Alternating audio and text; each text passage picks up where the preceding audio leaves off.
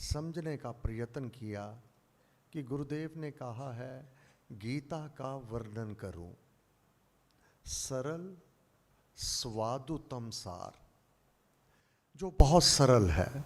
जो कहते हैं नहीं समझ आता तो उनको अपने भीतर टटोलने की आवश्यकता है। गुरु महाराज ने अपने प्रवचन में कहा था, रेडियो की आवाज़ ठीक तब नहीं आती जब कोलाहल हो, बादल गरज रहे हों, तूफान हो, तो भीतर तुम्हारे क्या चल रहा है, कौन सा तूफान है, कौन सी बाधा है जो ये ज्ञान तुझे समझ में नहीं आने देता। ये तो बहुत सरल है और स्वादुतम। इसका पाठ करने वाला बहुत ही आनंद का अनुभव करता है। बहुत सरल है, बहुत स्वादुतम है और सारे ज्ञान का सार है।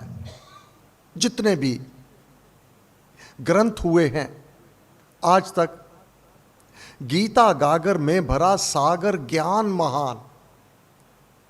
कर्म योग के पंथ में कर्म योग क्या उचित क्या अनुचित, इसका निरूपण करके अपने कर्म कलाप करने वाला ही सिद्धि को प्राप्त करता है।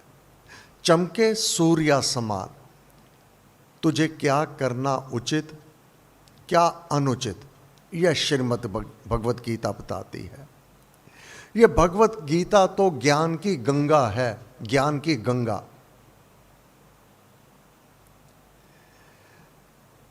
और वह तन मन को निर्मल परम पावन पवित्र करके आत्मा को उस धाम तक पहुंचा देने में यह अचूक औषध है, अचूक साधन है। ये जितने ग्रंथ मनुष्य के मिले मतों के आज, गीता उन पर कलुष सम। कलुष जो भी कोई भवन बनता है, सबसे ऊपर की गुंबद, ये सबसे ऊपर है। जितने ग्रंथ मनुष्य के आज इस संसार में जितने भी ग्रंथ हैं, मिले मतों के आज, गीता उन पर कलश सम शोभित रही विचार। कर्म योग शुभ ज्ञान में, कर्म योग के बिना, कर्म योग जीवन में क्या करना उचित क्या अनुचित, इसका ज्ञान होना। अब जो निसर्गिक कर्म है वो मन के अनुकूल हो अथवा ना हो, उनको करना ही होगा। जो संबंध माता पिता से है, भाई बंधुओं से है, और बढ़ती आयु में पति और पत्नी के रूप में है, समाज में है और अपनी संतान के साथ है, ये मन के अनुकूल हो अथवा ना हो, पांचों उंगलियां बराबर नहीं। सबका स्वभाव अलग होगा, सबका काम करने का ढंग अलग होगा, सबको अपनी बात कहने का और अपने विचार वर्णन करने का पूरी स्वतंत्रता है। परंतु अपना कर्तव्य कर्म अपने इस निसर्गिक सिद्धांत के जो भी संबंध हैं, उसका त्याग करके कोई भी सिद्धि को नहीं प्राप्त कर सकता। तुकाराम की पत्नी दिल खोल करके उसकी बेइज्जती किया करती, परंतु वह अपना कर्तव्य कर्म जो एक पति के रूप में है, वह पूर्ण करता चला जाता और सिद्धि को प्राप्त कर गया। ऐसे अनेक उदाहरण है रघुनाथ जी ज्येष्ठ पुत्र, कहां तो राजपाट के अधिकारी, युवराज पद के अधिकारी। माता ने आदेश कर दिया 14 वर्ष का वनवास, पारिवारिक बहु प्रेम बढ़ाना। जब लक्ष्मण नर्मदा में स्नान कर रहे हैं तो माता कैकेयी के लिए अपशब्द बोलने लगे कि जिसका पुत्र इतना गुणवान है वह कला क्लेश करने वाली देवी कैसे बन गई। निंदो नहीं मध्यमा माता, जिसने 14 वर्ष का वनवास दिया, हे भाई उसकी निंदा नहीं करो, भरत के गुणगान करो, वह मुझे सुनने में अतीव सुखद लगते हैं, परंतु माता की निंदा सुनना यह मुझे नहीं भाता। अर्थात अपने ये जो संबंध है मन के अनुकूल अथवा प्रतिकूल, इसके प्रति जो तेरा कर्तव्य कर्म है, जो श्रीमद् भगवत गीता ने कर्म योग की बात की है, गीता का 6वां अध्याय पर आधारित है यह कर्म योग।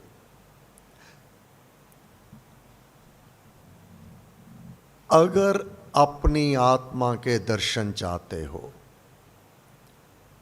अपनी साधना में नाम जाप करते हुए सर्वप्रथम आत्मा के ही दर्शन होंगे। आत्मा उस परमात्मा के दर्शन करवावेगी। जब तक आत्मा के दर्शन नहीं होंगे परमात्मा के दर्शन नहीं होंगे, और आत्मा के दर्शन तब तक नहीं होंगे जब तक कर्म योग जो तेरा कर्तव्य कर्म है उसको तू पालन नहीं करेगा। सिद्धांत है, कोई नियम है उसके धाम तक पहुंचने का।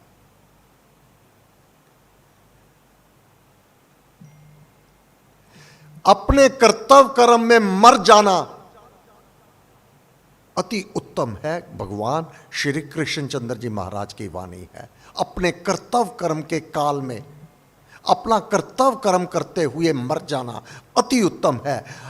अपने कर्तव्य कर्म को हीन समझ करके द्वेष भाव से, वैर बुद्धि से और मोह ममता के कारण उसका त्याग कर देना भयकारी है, बहुत भयकारी है। अर्थात तेरे सम्मुख दुखों का पहाड़ होगा, बाधा विघ्न का पहाड़ होगा।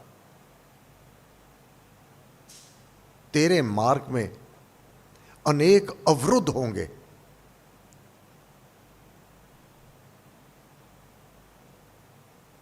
मार्ग मानव अपने जीवन में अगर कोई अवरुद्ध है, कोई रुकावट है, अज्ञानी और अहम भाव में चूर, अभिमान में चूर, जान ही नहीं पाता कि ये मेरे जीवन में रुकावट क्यों है, ये बाधा क्यों है, ये मेरे जीवन के अंदर विघ्न क्यों है। वह है कारण तेरा अपने कर्तव्य कर्म से बेमुख हो जाना। अपने कर्तव्य कर्म का त्याग तू कदापि ना कर।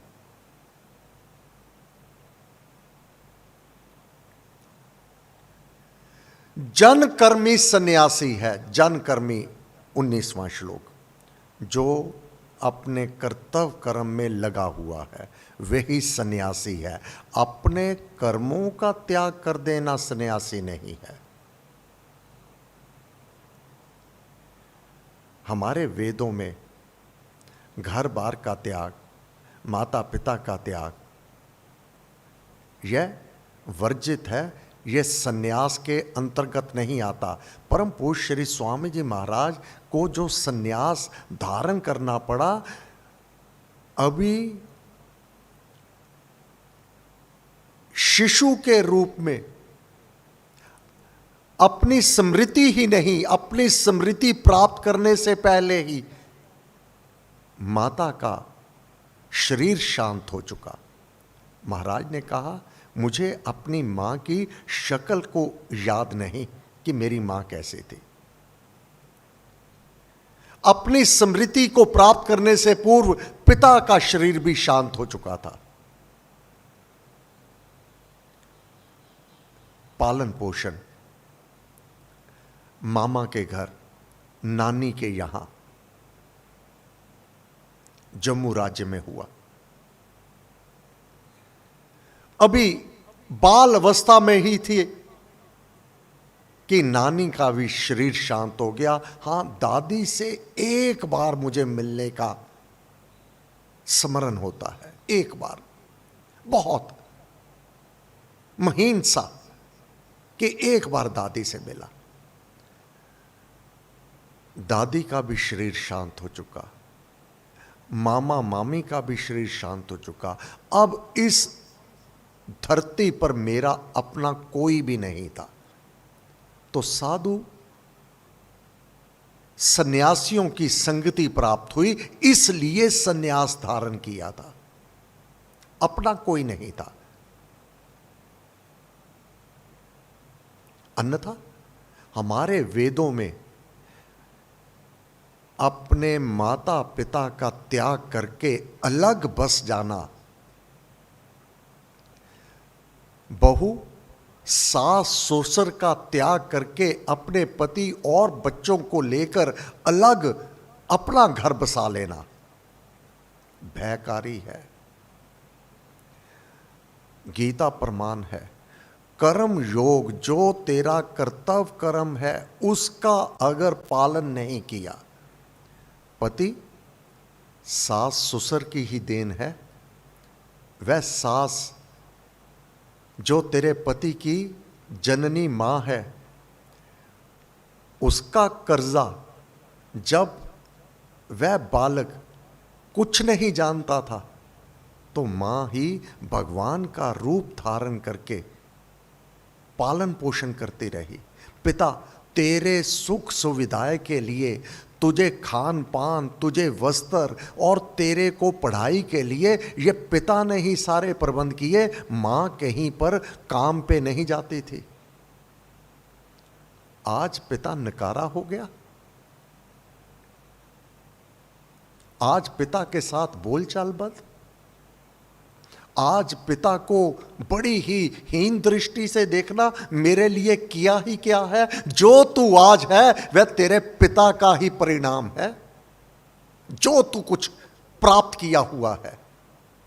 अब बाधा विघ्न उनके प्रति जो तेरा कर्तव्य कर्म है उससे बेमुख हो जाना, उनसे रुष्ट रहना, ये जीवन में बेड़ियां डाल देवेंगे। केवल एक ही जन्म नहीं, गीता प्रमाण है अनेक जन्म, अनगिनत जन्म वर्णन किया हुआ है। अनगिनत जन्म, अनगिनत जन्म तू भटकता रहेगा और दुखों को प्राप्त होगा। इसलिए कर्मयोग, कर्मयोग में गुरुदेव की कृपा से, श्री राम कृपा से राम नाम की प्राप्ति हो गई है। अब तेरे बंधन नष्ट होने का, वह पूर्णतः मुक्त होने का समय आ गया। राम राम भज कर श्री राम, करिए नित ही उत्तम काम, जितने कर्तव्य कर्म कलाप। गीता का अमृतवाणी में ये 61वां श्लोक, गीता का 6वां अध्याय। जितने कर्तव्य कर्म कलाप करिए राम राम कर जाप। तू राम नाम का जाप करते हुए जो तेरा कर्तव्य कर्म है, सबसे बड़ा कर्तव्य अपने माता पिता के प्रति, अगर यहां चूक गया, ये नींव है तेरे जीवन में, अगर यहां चूक गया तो तेरे जीवन का भवन कदापि सुंदर नहीं बन पावेगा। हे गुरुदेव, आपको बार बार नमस्कार नमस्कार नमस्कार नमस्कार। कल रविवार 1 अगस्त, साप्ताहिक सत्संग प्रातः 8:30 से 10। श्रीमद् भगवत गीता के पाठ की रीति और महात्म को हम समझने का प्रयत्न करेंगे। अमृतवाणी का पाठ भजन कीर्तन के पश्चात 3 तारीख मंगलवार पूज्य पिता संत नरकेवल बेदी जी महाराज का प्रकट उत्सव मंगलवार सायं 5 बजे से सुंदरकांड का पाठ यहाँ पर इसी हॉल में आरंभ हो जाएगा। रात्रि 8:15 बजे समापन होगा। आप सबका धन्यवाद। सर्वशक्तिमते परमात्मने श्री रामाय नमः। सर्वशक्तिमते परमात्मने श्री रामाय नमः। सर्वशक्तिमते परमात्मने श्री रामाय नमः। सर्वशक्तिमते परमात्मने श्री रामाय नमः। सर्वशक्तिमते परमात्मने श्री रामाय नमः। सर्वशक्तिमते परमात्मने श्री रामाय नमः। सर्वशक्तिमते परमात्मने श्री रामाय नमः।